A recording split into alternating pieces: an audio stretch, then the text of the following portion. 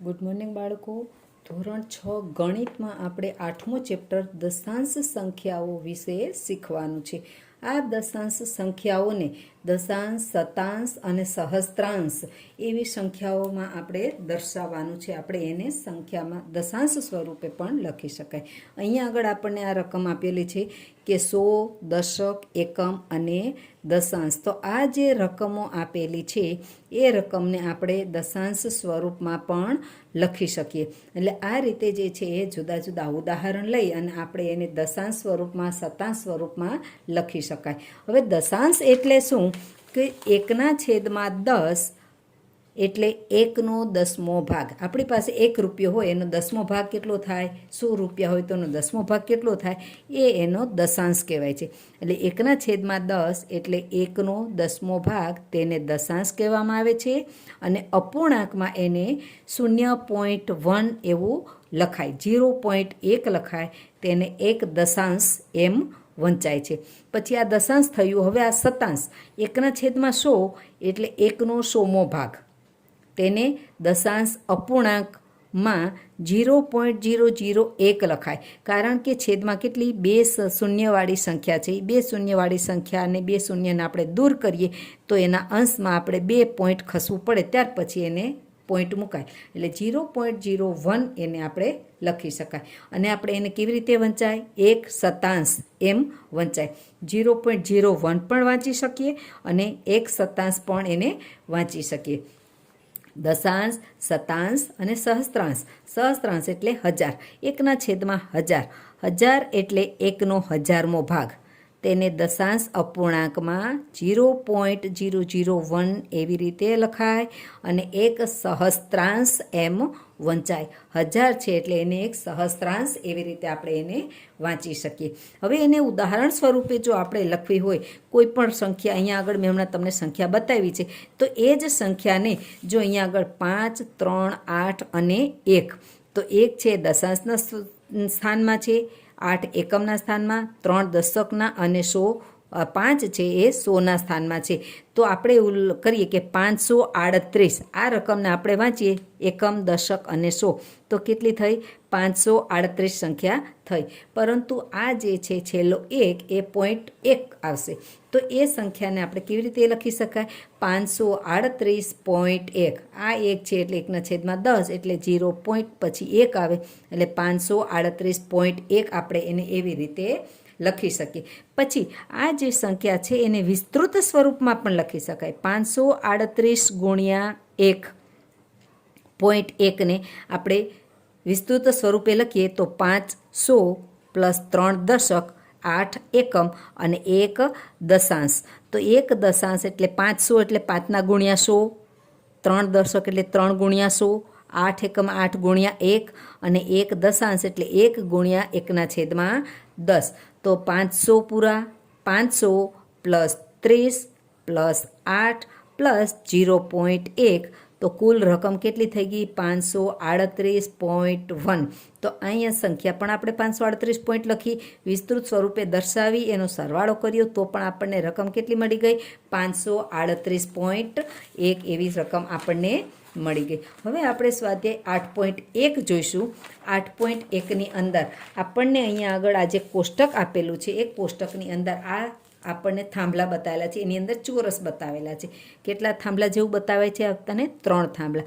દરેક થાંભલાની અંદર કેટલા ચોરસ છે? 10. અહીંયા આગળ 10 ખાના છે. પહેલામાં 10 ખાના, બીજામાં પણ 10, ત્રીજામાં પણ 10. કુલ કેટલા ખાના થયા હોય? 30 ખાના થયા હશે. તો એ જે છે દશકનું સ્થાનવાળું. પછી એકમના સ્થાનમાં માત્ર એક જ ઈંટાળું દેખાય છે. દશાંશમાં 2 છૂટા એવા પડેલા દેખાય છે. તો આ જે આકાર આપેલો છે એના આધારે આપણે સંખ્યા બનાવવાની છે. તો અહીંયા આગળ 100ના સ્થાનમાં, દશકના સ્થાનમાં અને એકમના સ્થાનમાં અને દશાંશના સ્થાનમાં કેટલા આપેલા છે એ આપણે જોવાનું છે. તો 100ના સ્થાનમાં અહીંયા કોઈ 100નું સ્થાન છે નહીં, તો 100ના સ્થાનમાં શું આવશે? 0. પછી આ દશકનું સ્થાન છે, તો દશકના સ્થાનમાં કેટલા બતાવેલા છે થાંભલા? 3. તો દશકના થાંભલા આપણે 3 લખીશું. એકમના સ્થાનમાં 1 અને દશાંશના સ્થાનમાં 2 આપણને છૂટા ઈંટાળા જેવું દેખાય છે, તો એ 2 આપણે લખ્યા. હવે આ રકમ આપણે શું થશે? 100ના સ્થાનમાં તો 0 છે, તો દશકમાં 3 અને 1 એટલે 31. 31.2 આ જે ચિત્ર છે એની રકમનો જવાબ શું થઈ ગયો? 31.2 થયા. હવે આ જે બી નંબરનું છે, બી નંબરનું આખું મોટું ચોરસ બતાવેલું છે. આ ચોરસ છે કોના સ્થાનમાં છે? સોના સ્થાનમાં. અને આખું જે સોના સ્થાનમાં જે ખાના છે ને કેટલા છે? 100 પૂરા છે. એટલે સોના સ્થાનમાં કેટલા ચોરસ છે? આખું ખાનું 100નું છે. એટલે સોના સ્થાનમાં શું આવશે? 1. દશકના સ્થાનમાં કેટલો? એક જ પિલર છે, તો દશકના સ્થાનમાં પણ 1. પછી એકમના સ્થાનનું કાંઈ બતાવેલું નથી, તો એમાં 0, અને દશાંશના સ્થાનમાં 4. તો આવી રીતે આપણે એને દશાંશના સ્થાનમાં 4 બતાવી દઈશું. એટલે 1, 1, 0 અને 4. સોના સ્થાનમાં 1, દશકના સ્થાનમાં 1, એકમનું સ્થાન ખાલી છે, દશાંશના સ્થાનમાં 4. તો રકમ શું થશે? 110.4. તો આ રીતે આપણે આકાર બતાવેલા હોય, આકાર ઉપરથી પણ આપણે એની સંખ્યાઓ લખી શકીએ. અને આ જે સંખ્યાઓ આપેલી હોય એ સંખ્યાને કોષ્ટક દ્વારા પણ લખવાની હોય છે. એને સ્થાન કિંમતના આધારે કોષ્ટકમાં લખવાનું હોય છે. ધારો કે અહીંયા આગળ આપણને આ રકમ આપેલી છે 19.4. તો આપણે એને આ જે આખું કોષ્ટક છે, કોષ્ટક દરેક વખતે અલગ આપ્યું હોય તો અલગ દોરવાનું, નહીંતર બધી રકમને એક જ કોષ્ટકમાં દર્શાવી શકાય. સોનું સ્થાન, દશકનું, એકમનું અને દશાંશનું એવા જુદા ખાના પાડી અને આમાં સોના સ્થાનમાં કોણ છે? તો કોઈ જ નથી, તો 0 મૂકવાનું. દશકના સ્થાનમાં 1, તો 1 મૂકવાનું. એકમના સ્થાનમાં 9 છે, તો 9 મૂકવાનું. 0.4 એટલે એ દશાંશ છે, 4 છે એ દશાંશના સ્થાનમાં આવશે. એટલે આ સંખ્યા ઉપરથી કોષ્ટકમાં પણ લખી શકાય અને કોષ્ટક ઉપરથી આપણે સંખ્યા પણ બનાવી શકાય. એટલે આ રીતે આપણે સંખ્યાઓને દશાંશના સ્વરૂપમાં દર્શાવી શકાય. હવે ત્રીજો દાખલો છે કે નીચેની જે સંખ્યા છે એ સંખ્યાઓને સ્થાન કિંમતના કોષ્ટકમાં લખો. દશાંશને દશાંશ સ્વરૂપે. આ તો આપણે કોષ્ટકમાં હમણાં દર્શાવી દીધું. તો ત્રીજો દાખલો છે દરેકને દશાંશ સ્વરૂપે લખો. તો 7 દશાંશ આપણને રકમ આપેલી છે, 7 દશાંશ. તો 7 દશાંશને કેવી રીતે લખવાનું? 7 ગુણ્યા 1/10. એટલે 7 એકા 7, 7/10. તો એક જ નીચે છેદમાં શૂન્ય આવે છે, તો 0.7 આપણે એને લખી શકીએ. એટલે એ થઈ ગયું એનું 7 દશાંશ સ્વરૂપે લખી શકાય. પછી આપણને બીજી રકમ આપે કે 14.6 એવું પણ આપણને કહે. તો અહીંયા આગળ આપણે લખીએ કે શું લખીએ છીએ? 14.6. 14.6 એટલે 14 આપણે લખીએ, પોઈન્ટ લખીએ અને 6, તો એને આપણે 14.6 પણ લખી શકીએ. આ રીતે આપણે એને લખી શકાય. 600.8 તો એ પણ આપણે લખી શકીએ. 600.8 તો 600 એટલે આ 600.8. તો 600.8 એટલે જે સંખ્યાઓ શબ્દ સ્વરૂપે આપેલી છે આપણે એને આંકમાં લખી શકીએ. પ્રશ્ન ચોથામાં છે કે દરેકને દશાંશ સ્વરૂપે લખો. દશાંશ સ્વરૂપે 5/10 છે, તો એને દશાંશ સ્વરૂપે કેવી રીતે લખાય? 5/10 દશાંશ સ્વરૂપે એટલે 0.5. આપણે 1 પોઈન્ટ ખસી દેવાનું. પછી એક બીજો દાખલો છે 3 + 7/10.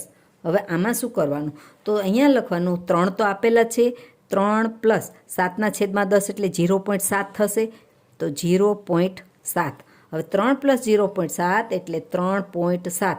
આ બંનેનો આપણે સરવાળો કરવાનો. કેવી રીતે સરવાળો કરવાનો? 3.0 + 0.7 એટલે તમે સરવાળો કરશો એટલે તમને 3.7 મળી જશે. તો આ રીતે આપણે એને 3 + 7/10 હોય તો આપણે એને 3.7 સ્વરૂપે આપણે એને દશાંશ સ્વરૂપે લખી શકીએ. પછી આગળનો દાખલો, એવી તો જુદી જુદી સંખ્યાઓ હોય તો એને આપણે દશાંશ સ્વરૂપે લખવા માટે જો છેદમાં 10 હોય તો તમે આરામથી તમે એને દશાંશ સ્વરૂપે લખી શકો. પરંતુ છેદમાં 10 ના હોય તો આને દશાંશ સ્વરૂપે કેવી રીતે તમે લખી શકો? દશાંશ સ્વરૂપે લખવાનું કે તો છેદમાં 10 આવવા ફરજિયાત હોય. તો આને છેદમાં 10 લાવવા માટે આપણે શું કરવું પડે? એના અંશ અને છેદને આપણે ગુણાકાર કરવો પડે. અંશને અને છેદને એક જ સરખો ગુણાકાર કરીએ તો 2/5, 2 × 5 કરીએ એટલે છેદમાં 10 આવશે અને 3 × 5 = 15. 15/10 આવી ગયા તો હવે આપણે એને દશાંશ સ્વરૂપે 1.5 તરીકે લખી શકીશું.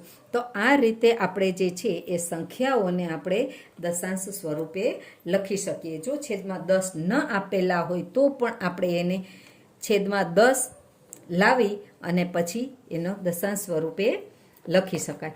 પછી પ્રશ્ન 5માં જે આપણને સંખ્યાઓ આપેલી છે કે નીચેની દરેક સંખ્યાઓને અપૂર્ણાંક સ્વરૂપમાં લખો અને સરળ સ્વરૂપે ફેરવો.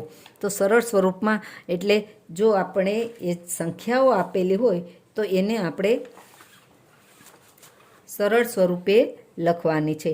પ્રશ્ન 5 એમાં 2.5. હવે 2.5 આપેલું છે તો આપણે પહેલાં તો એનો પોઈન્ટ દૂર કરી દેવાનો. 2.5 છે, પોઈન્ટ પછી એક આંકડો છે તો 2.25 તો લખી દેવાના, પોઈન્ટ પછી એક જ આંકડો તો છેદમાં 10 મૂકી દેવાના. હવે 25/10 એ આપણે થઈ ગયું. હવે આ સંખ્યાને આપણે શું કરવાનું, એના અવયવો પાડી દેવાના. એટલે કે 25 કયા ઘડિયામાં આવે છે તો પાયો પાયો 25. 10 કયા ઘડિયામાં આવે છે 5 દુ 10. તો હવે શું થશે, અંશ અને છેદમાં 5 છે તો એ 5 ઉડી જશે. બાકી વધ્યા 5/2. તો આ જે 5/2 છે એ આ 2.5નો જવાબ થશે. એટલે આપણે એને અપૂર્ણાંકમાં પણ ફેરવી દીધા અને અપૂર્ણાંકમાં ફેરવ્યા પછી આપણે એને સરળ રૂપમાં ફેરવી દીધા. હવે બીજો એમાં જ દાખલો છે, આપણે 13.7 આ રીતની રકમ છે. 13.7 તો એનો પોઈન્ટ માત્ર દૂર કરી દેવાનો. 137/10. પોઈન્ટ પછી આંકડા કેટલા છે, જેટલા આંકડા હોય એટલા શૂન્ય છેદમાં મૂકી દેવાના. આ થઈ ગયો એનો જવાબ. હવે છઠ્ઠા દાખલામાં દશાંશનો ઉપયોગ કરી નીચેના દરેકને સેન્ટીમીટરમાં દર્શાવો. 2 મિલીમીટર છે તો એ 2 મિલીમીટરને આપણે શેમાં સેન્ટીમીટરમાં ફેરવવાના છે. તો સેન્ટીમીટરમાં ફેરવવા માટે આપણે મિલીમીટરમાંથી સેન્ટીમીટરમાં ફેરવવાના. તો પહેલાં તો આપણને મિલીમીટરના કેટલા મિલીમીટરના કેટલા સેન્ટીમીટર થાય એ આપણને ખબર હોવી જોઈએ. તો 10 મિલીમીટર બરાબર 1 સેન્ટીમીટર થાય. કેટલું થાય, 10 મિલીમીટર બરાબર 1 સેન્ટીમીટર થાય. તો આપણને પહેલો જવાબ આપ્યો છે 2 મિલીમીટર. આ 2 મિલીમીટરને આપણે સેન્ટીમીટરમાં ફેરવવાના છે. તો 10 મિલીમીટર બરાબર 1 સેન્ટીમીટર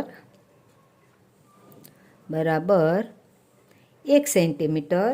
તો 2 મિલીમીટર બરાબર કેટલા સેન્ટીમીટર, તો આપણે આ 2નો અને 1નો ગુણાકાર કરવાનો. 2 ગુણ્યા 1 અને આ 10ને છેદમાં જવાના. તો હવે એનો ગુણાકાર કેટલો થશે, 2 એકા 2, 2/10. 2/10 એટલે આપણે છેદમાં 1 શૂન્ય છે તો આપણે એનો પોઈન્ટ દૂર કરીએ તો એક આંકડાની આગળ આપણે પોઈન્ટ મૂકવાનું. તો 0.2 સેન્ટીમીટર એ એનો જવાબ થાય. 0.2 સેન્ટીમીટર. તો આ જે મિલીમીટર છે એ મિલીમીટરમાંથી આપણે એને સેન્ટીમીટરમાં ફેરવી શકીએ. હવે 116 મિલીમીટર લઉં. 116 મિલીમીટર. 116 મિલીમીટરનું આપણે સેન્ટીમીટરમાં ફેરવીએ તો દરેકમાં સૂત્ર તો આ જ લાગુ પડશે કે 10 મિલીમીટર બરાબર 1 સેન્ટીમીટર. તો 116 મિલીમીટર બરાબર કેટલા સેન્ટીમીટર, તો 116 ગુણ્યા 1/10. તો 116/10 આવશે. માત્ર શૂન્ય એક જ છે તો 11.6 સેન્ટીમીટર. કેટલું થશે, 11.6 સેન્ટીમીટર. એટલે એક જ આંકડા પછીની આગળ એનો પોઈન્ટ આવશે. બરાબર. હવે આપણે પ્રશ્ન 7 લઈએ કે પ્રશ્ન 7માં જે સંખ્યા રેખા ઉપર કઈ બે પૂર્ણ સંખ્યાઓની વચ્ચે નીચેની સંખ્યાઓનો સમાવેશ થશે અને કઈ પૂર્ણ સંખ્યાઓ એ આપેલા દશાંશની સંખ્યાની નજીક છે. હવે સંખ્યા રેખા એટલે 0.8. હમણાં આગળ આપણે પહેલા સ્વાધ્યાયમાં કે બીજા સ્વાધ્યાયમાં પણ સંખ્યા રેખા વિશે જોઈ ગયા હતા. તો સંખ્યા રેખા ઉપર આપણે ધન પૂર્ણાંક, ઋણ પૂર્ણાંક અને શૂન્ય સંખ્યાઓ દર્શાવી શકીએ છીએ. એવી જ રીતે આપણે સંખ્યા રેખાઓ પર 0.8, 0.5, 5.2, 5.3 એવી સંખ્યા પણ આપણે અહીંયા દર્શાવી શકીએ છીએ. તો 0.8 દર્શાવવું હોય તો 0.8 કઈ કઈ સંખ્યાની વચ્ચે આવશે? તો 0.8 એ પૂરો 1 નથી થયો, 0 થી 1ની વચ્ચે છે. એટલે આ 0.8 એ 0 અને 1ની વચ્ચે આવેલું છે અને એ 1થી વધારે નજીક છે, કારણ કે 0.8 પછી 0.9 અને પછી સીધું 1 આવશે. તો 0.8 એ કોની નજીક હશે? 1ની નજીક. અને કયા બે સંખ્યાની વચ્ચે છે? 0 અને 1ની વચ્ચે છે. પછી અહીંયા આગળ લઈએ આપણે 6.4. તો 6.4 એ કોની વચ્ચે હશે? એ 6 અને 7ની વચ્ચે હશે. હવે 6.1, 2, 3, 4 આવે તો એ કોની નજીક હશે? હજી 6ની નજીક વધારે છે, 7 હજી વધારે દૂર રહી. તો 6.4 એ 6 અને 7ની વચ્ચે આવેલી છે અને તે 6થી વધારે નજીક છે, એવું આપણે જવાબમાં લખી શકીએ. પછી છે 4.9. 4.9 એટલે 4.9 એ 4 અને 5ની વચ્ચે છે. 4.9 છે અહીંયા આગળ આવી ગયેલું, તો એ કોની નજીક આવી ગયું? 5ની નજીક, બિલકુલ 5ની નજીક આવી ગયું છે. એટલે 4.9 એ 4 અને 5ની વચ્ચે આવેલું છે અને એ 5થી વધુ નજીક આવેલું છે. તો આ રીતે આપણે 7મો દાખલો પણ બધી સંખ્યાઓનું નિરૂપણ કરી શકીએ. પછી છે 8મો દાખલો. 8મા દાખલામાં આ સંખ્યાઓને સંખ્યા રેખા ઉપર દર્શાવો. 0.2, 1.9, 1.1. તો આ સંખ્યાને આપણે સંખ્યા રેખા ઉપર દર્શાવવાની છે. તો આપણે અહીંયા આગળ એની સંખ્યા રેખા દોરીશું અને એ સંખ્યાને આપણે સંખ્યા રેખા ઉપર એનું નિરૂપણ કરી દઈશું. તો એને 0.2 દર્શાવવું છે. અહીંયા 0 છે, અહીંયા 1 છે, અહીંયા 2 છે. તો 0.2 એટલે 0 થી 1ની વચ્ચે આપણે કેટલા કુલ 10 ભાગ કરવાના. કેટલા ભાગ કરવાના?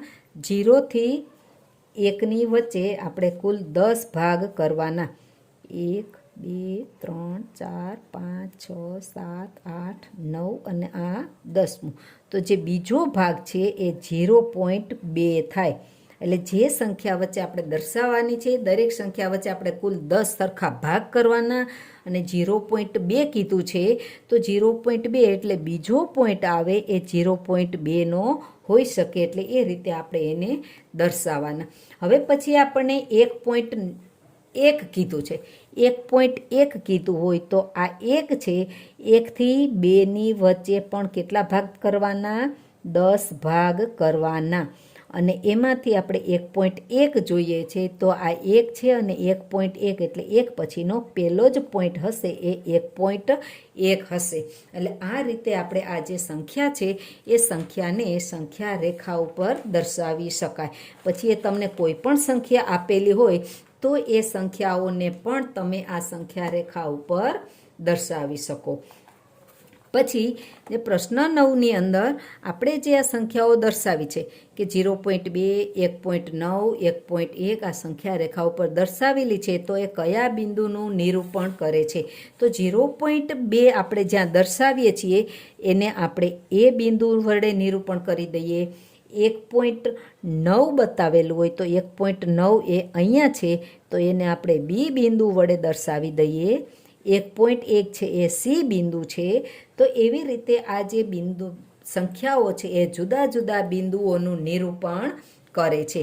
તો સી બિંદુએ 1.1 સંખ્યા દર્શાવેલી છે, જે 1 અને 2ની વચ્ચે 10 ભાગ કરેલા છે. એમાંથી જે 1.1 એ પહેલો ભાગ છે એ સી બિંદુનું નિરૂપણ કરે છે, એવું આપણે કહી શકીએ. પછી પ્રશ્ન જે 10મો છે એ 10મામાં આપણને બતાવ્યું છે કે રમેશની નોટબુકની લંબાઈ 9 સેન્ટીમીટર અને 5 મિલીમીટર છે. સેન્ટીમીટરમાં તેની લંબાઈ કેટલી હશે? સેન્ટીમીટરમાં લંબાઈ કરવાની છે. લંબાઈ કેટલી છે? 9 સેન્ટીમીટર અને 5 મિલીમીટર. તો 9 સેન્ટીમીટર પ્લસ 5 મિલીમીટર. પ્રશ્ન 10. 9 સેન્ટીમીટર પ્લસ 5 મિલીમીટર મીટર. હવે 9 સેન્ટીમીટર તો છે જ, પણ 5 મિલીમીટરને આપણે સેન્ટીમીટરમાં ફેરવવાનું છે. તો 9 સેમી પ્લસ 5 મિલીમીટર. હમણાં 5 મિલીમીટરને આપણે જો અહીંયા આગળ જોયું હતું કે જે 2 મિલીમીટર છે તો એનું 0.2 સેન્ટીમીટર થયું હતું. તો 5 મિલીમીટર હોય તો એનું કેટલું થશે? 0.5 સેન્ટીમીટર. 2 મિલીમીટર 10 મિલીમીટર બરાબર 1 સેન્ટીમીટર થાય, તો 5 મિલીમીટર બરાબર 0.5 સેન્ટીમીટર એનું માપ થાય. તો 9 સેન્ટીમીટર પ્લસ 0.5 છે તો એનું કુલ લંબાઈ કેટલી થશે? 9.5 સેન્ટીમીટર જેટલી આ રમેશની નોટબુકની લંબાઈ થશે. તો જે મિલીમીટર છે એ મિલીમીટરને આપણે સેન્ટીમીટરમાં ફેરવી દેવાનું, પછી બંને સેન્ટીમીટરનો સરવાળો કરી દેવાનો. પછી એમાં બીજો સવાલ છે કે ચણાના છોડની લંબાઈ કેટલી છે? 65 મિલીમીટર છે. તો તેની લંબાઈ સેન્ટીમીટરમાં દર્શાવવાની છે. 65 મિલીમીટરને સેન્ટીમીટરમાં દર્શાવો. તો 10 મિલીમીટર બરાબર 1 સેન્ટીમીટર હોય, તો 65 મિલીમીટર બરાબર કેટલા સેન્ટીમીટર થાય? તો 65 ગુણ્યા 1/10 બરાબર 65/10 બરાબર 6.5 સેન્ટીમીટર. એ ચણાના છોડની લંબાઈ 6.5 સેન્ટીમીટર જેટલી થાય. તો મિલીમીટર ઉપરથી આપણે સેન્ટીમીટરમાં પણ ફેરવી શકીએ છીએ. તો આ રીતે આપણે અહીંયા આગળ પેલું સ્વાધ્યાય પૂરું થાય છે.